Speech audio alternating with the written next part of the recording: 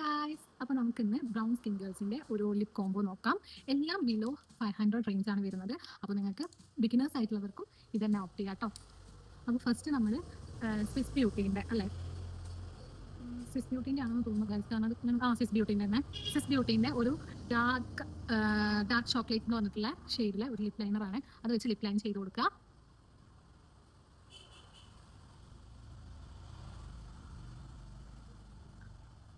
Lip liner നമ്മൾ ഒരു light ആയിട്ടുള്ള, അതായത് നമുക്ക് വാഷ് ഔട്ട് ആയിട്ട് നിൽക്കുന്ന ലിപ്സ്റ്റിക്ക് വെച്ചിട്ടും പെയർ ചെയ്യാൻ പറ്റും കേട്ടോ.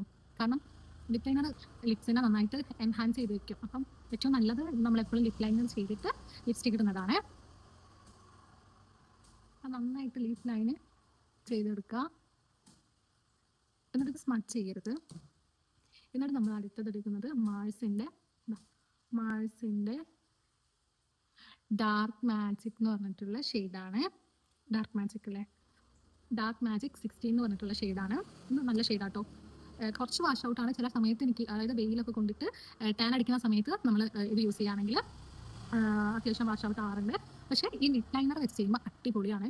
ഈ ഷെയ്ഡ് കണ്ടോ ഗൈസ്, അടിപൊളി ഷെയ്ഡാണ്. അപ്പോൾ അപ്ലൈ ചെയ്ത് കാണിച്ചു തരാം.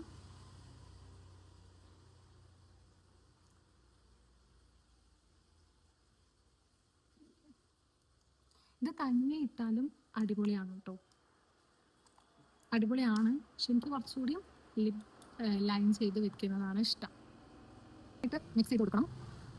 ദെൻ ഒന്നുകൂടെ നമ്മൾ എൻഹാൻസ് ചെയ്ത് കൊടുക്കാം.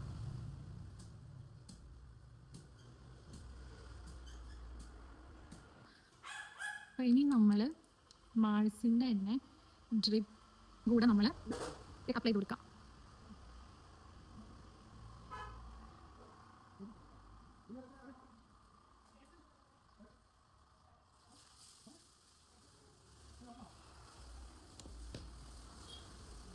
ഇതാണ് ഷെയ്ഡ്. എങ്ങനെയുണ്ട് ഗൈസ്?